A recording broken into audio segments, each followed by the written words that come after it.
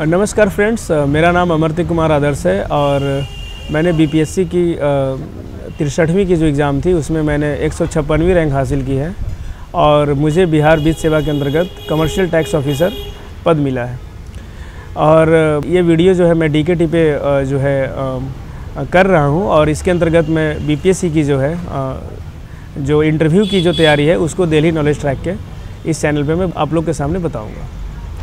तो सबसे पहले बात होती है इंटरव्यू की बात। तो बिहार में जो बीपीएससी का जो इंटरव्यू है वो 120 अंक का होता है और ये काफ़ी महत्वपूर्ण होता है। और ये मैं इसलिए ऐसा बता रहा हूँ इसमें कि मेरा जो है इंटरव्यू जो है ये मेरा तीसरा प्रयास था बीपीएससी में और साक्षात्कार की वजह से जो है मैं पिछली बार जो है अनुत्तीर्ण हो गया था क्योंकि उसमें मुझे अच्छे मार्क्स नहीं मिले थे। 2 बार मैंने इससे पहले भी दिया था और ये मेरा तीसरा था। तो इस बार मुझे काफ़ी अच्छे मार्क्स मिले, 120 में 101 मार्क्स मिले हैं। तो मैं इस जर्नी में इंटरव्यू को काफ़ी मैंने नज़दीक से देखा है, 3 बार मैंने दिया है।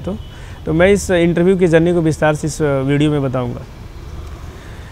सबसे पहले मेरा इंटरव्यू के बारे में 3-4 पॉइंट ये है जो मैंने काफ़ी मॉक्स भी दिए और काफ़ी 3 रियल इंटरव्यूज़ भी दिए। इससे पहले भी मैंने इंटरव्यू दिया था बैंकिंग सेवा के अंतर्गत और भारतीय वायुसेना में, लेकिन वो अलग था और प्रशासनिक सेवा का थोड़ा अलग था।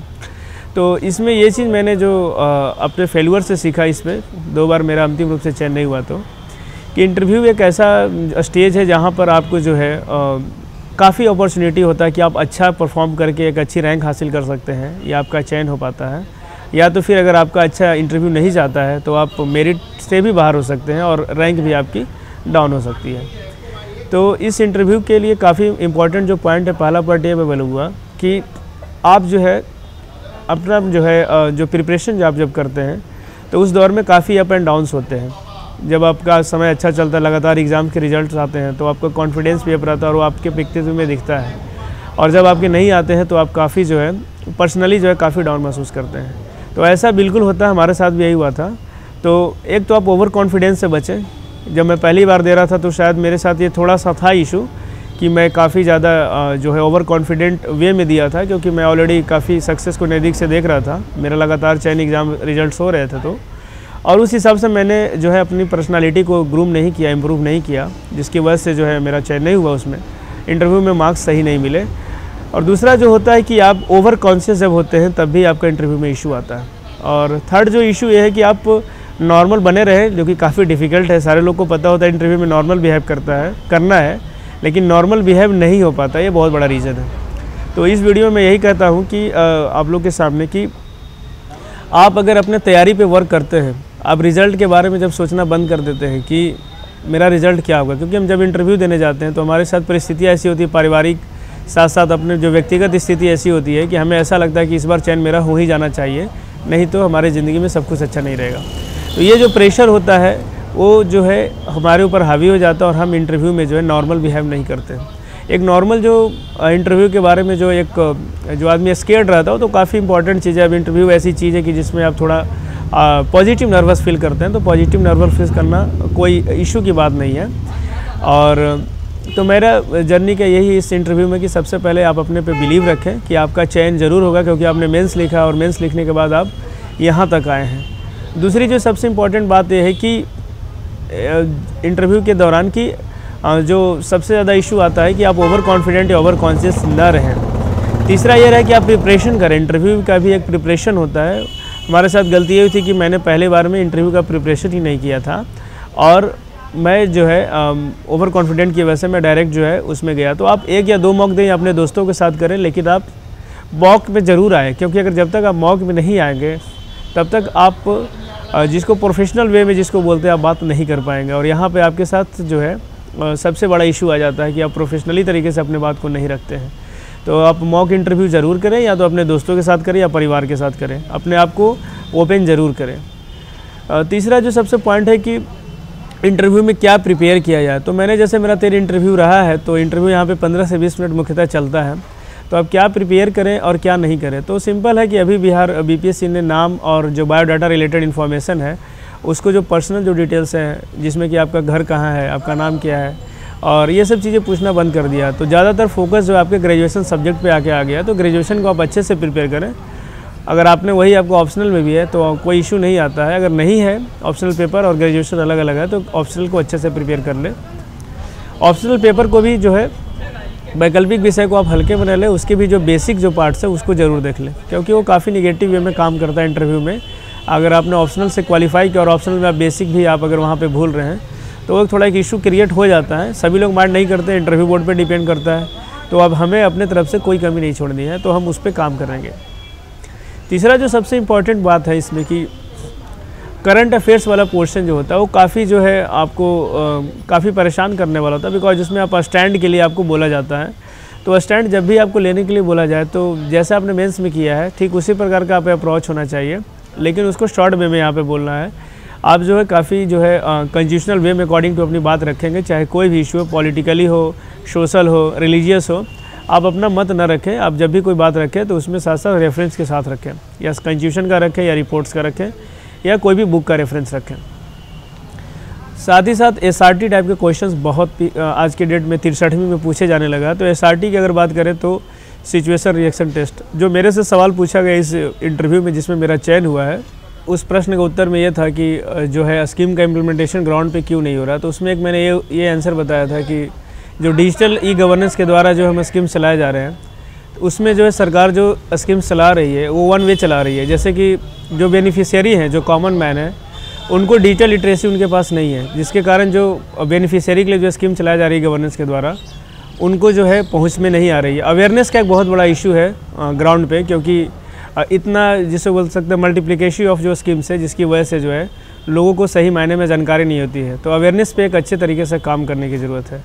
और एक और पॉइंट जो हमने बताया था इसके लिए कि जो ऑफिसर्स हैं या जो कर्मचारी हैं, जो स्टाफ्स हैं, उनको जो है किसी पर्टिकुलर स्कीम के लिए ट्रेंड करने की ज़रूरत है। उनको ट्रेनिंग जो है ऑफिशियल प्रोफेशनल वे में देने की ज़रूरत है। तो इस तरह से जो है अगर सिचुएशनल क्वेश्चन आते हैं इंटरव्यू के दौरान तो आप एक रेशनल जिसको बोल सकते हैं आंसर आप दे सकते हैं। उसके बाद इंटरव्यू की अगर तैयारी की बात करें, जो इम्पॉर्टेंट पॉइंट्स है कि बिफोर इंटरव्यू की बात करें कि आप क्या क्या कर सकते हैं, तो आपका जो ड्रेस कोड है वो काफ़ी जो होना चाहिए। काफ़ी ड्रेस कोड एक बहुत बड़ा इशू है, क्योंकि जब आप जैसे मैंने पहला इंटरव्यू दिया था तो एक बहुत बड़ा इशू था कि ड्रेस कोड क्या फॉलो करें। तो मैं यही कहना चाहूँगा, मैंने 3 इंटरव्यू दिया है कि आप जो ड्रेस जो है वो ड्रेस पहने जिसमें कंफर्टेबल होते हैं। अगर आपको लगता है शर्ट पैंट और जिसको बोल सकते हैं कि विदाउट ब्लेज़र आप कंफर्ट फील करते हैं तो विदाउट ब्लेज़र दें, बिकॉज वहाँ पे अगर आप ड्रेस के साथ अगर अपने आप को इंटरमिंगल करते हैं इंटरव्यू के दौरान तो वो काफ़ी बड़ा इशू रहता है। हम बार बार अपने ड्रेस के जो ड्रेस को टच करते रहते हैं तो बहुत बड़ा एक बैड इंप्रेशन जाता है। कम्युनिकेशन की बात अगर आती है कि किस वे में हम इंग्लिश या हिंदी में कम्युनिकेट करें इंटरव्यू के दौरान, तो ये आपके ऊपर निर्भर करता है। आप जिस भाषा में अपनी बात को अच्छे तरीके से रखने में संभव हो पाते हैं या नेचुरली आप बोल पाते हैं, उसको आप फॉलो करें।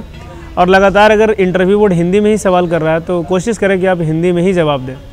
और अगर आपको इंग्लिश में भी बोलना है तो आप परमिशन लेकर बोल सकते हैं। प्रैक्टिकली ये काफ़ी इम्पॉसिबल होता है, क्योंकि मैंने खुद दिया है, तो ये काफ़ी इम्पॉसिबल होता है कि अगर इंटरव्यू बोर्ड इंग्लिश में प्रश्न पूछ रहा है और अगर आप हिंदी में देना चाहते हैं तो आप उनको कैसे रोक सकते हैं। तो उस केस में ये होता है कि आप जो है एक क्वेश्चन तो चलिए आप सॉरी बोल सकते हैं क्योंकि आपका माइंड उस समय वर्क नहीं करता है, लेकिन दूसरे प्रश्न जैसे ही अगर इंग्लिश में फिर से आता है तो आप मना कर सकते हैं, मतलब एक्सक्यूज मी बोल के या सॉरी सर बोल के कि सर मैं इसमें कंफर्ट हूँ, और विद परमिशन लेके आप जो अपनी बात को आगे रख सकते हैं। और सबसे ज़्यादा इम्पॉर्टेंट ये बात होती है कि उसके दौरान इंटरव्यू जब बोर्ड में आप जाते हैं तो एक जो सबसे इम्पॉर्टेंट चीज़ जो मैं शेयर करना चाहता हूँ अपना एक्सपीरियंस पे, कि अगर आप इंटरव्यू बोर्ड में कोई भी ऐसा सवाल आता है जो आपका स्ट्रेंथ पे आकर रुकता है। जैसे मेरा इस बार का इंटरव्यू जो है 63वीं का, मेरा सवाल जैसे मैंने इंटरव्यू बोर्ड कच्छ के अंदर गया तो मेरा नौशाद यूसुफ सर जी का बोर्ड था, और उन्होंने जैसे ही मैं गया, जैसे ही मैंने बैठा, उसके बाद उन्होंने एक सवाल किया कि आप जो है आज आपने कोई मैगज़ीन, आपने न्यूज़पेपर पढ़ा है, उसका समाचार क्या है, न्यूज़ क्या है। तो मैं एक्चुअली भारतीय वायुसेना बैकग्राउंड से था, ऑलरेडी मैंने 10 साल कार्य किया था, तो मेरा स्ट्रेंथ पोर्शन था।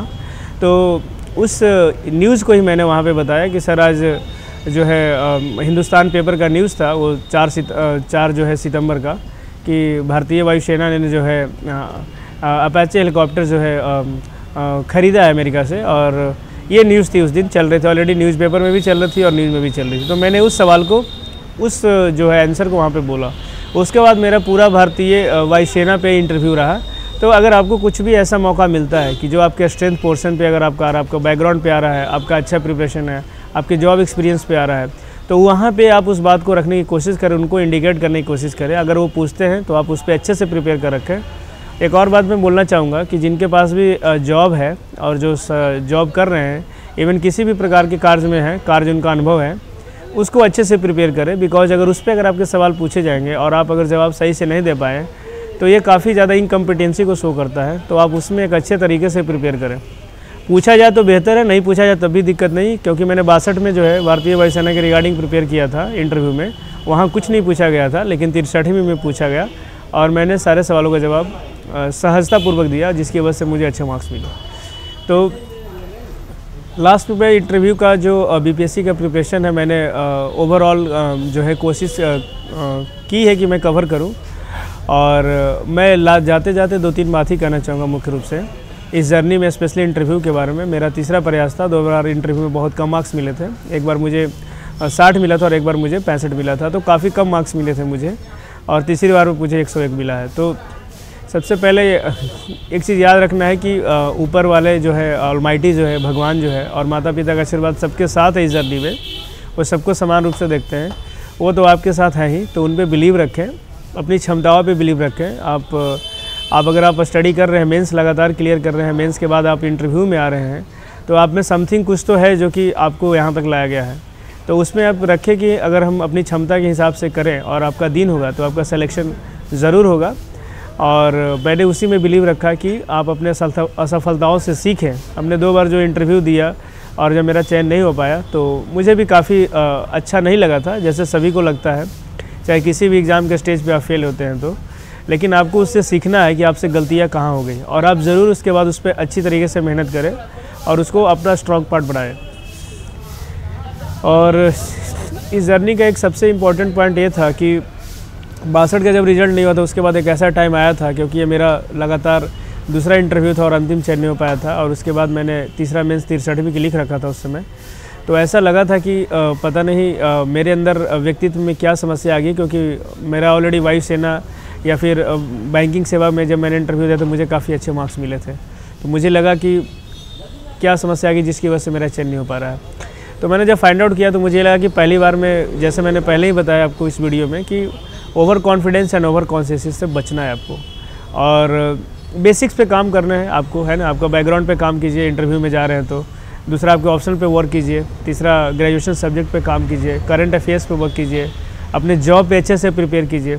एंड साथ ही साथ जो है अपना जो करंट अफेयर्स वाला पोर्शन, उस पर आपका स्टैंड लेने के लिए बोला जा सकता है। सिचुएशनल रिएक्शन जो क्वेश्चंस होते हैं, कि आप अगर, जैसे क्वेश्चन इस बार किसी के इंटरव्यू में पूछा गया था कि आप जो है DSP है और आपके साथ जो है बिहार में अभी वुमेंस का जो है वुमेंस बटालियंस भी बन रही है, मतलब वुमेन पुलिस आ रही हैं, उनके साथ आप किसी आप मिशन की ओर जा रहे हैं आप अपने, और उसके बीच पे जो है जो एलिमेंट्स है, बैड एलिमेंट्स है आपका जो है, वो आपको घेर लेते हैं, तो आप किस तरह से रिएक्ट करेंगे। तो इस तरह की चीज़ें पूछी जाती है आपको बार बार। पिछली बार मेरे से पूछा गया था 62 के इंटरव्यू में कि एक उर्स मेला का आयोजन किया जा रहा है, और वहीं पे जो है साथ साथ जो है रामनवमी का भी जुलूस निकाला जाएगा, एक ही तरीके से, एक ही मतलब जगह से। तो आप किस तरह से जो है, जबकि उसमें न्यूज़ में मतलब आपको पहले से ये ज्ञात है कि वो एरिया काफ़ी जो है सेंसिटिव है, तो आप किस तरह से इन दोनों चीज़ों का आयोजन करेंगे ताकि सामाजिक समरसता बना रहे और फेस्टिवल का भी आयोजन जो है शांतिपूर्वक तरीके से हो जाए।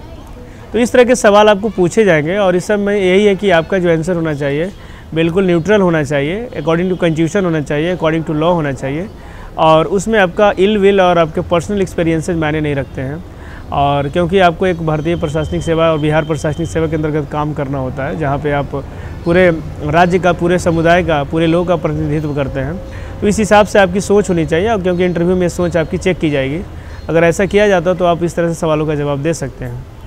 तो कुल मिलाकर यही है कि इंटरव्यू में आप सहज रहें, आप प्रिपरेशन करें, और आप ये मान के चलें कि अपना एक अतिरिक्त दबाव न लें, ठीक है ना, क्योंकि गॉड सबके साथ है। और आप लोग सबको भी मेरी तरफ से शुभकामनाएं कि आप लोग अच्छे तरीके से इंटरव्यू दें और आप सबका चयन। Thank you. And Delhi knowledge track को भी जिन्होंने मुझे इनवाइट किया कि मैं अपनी बात आप लोग के सामने रख सकूं।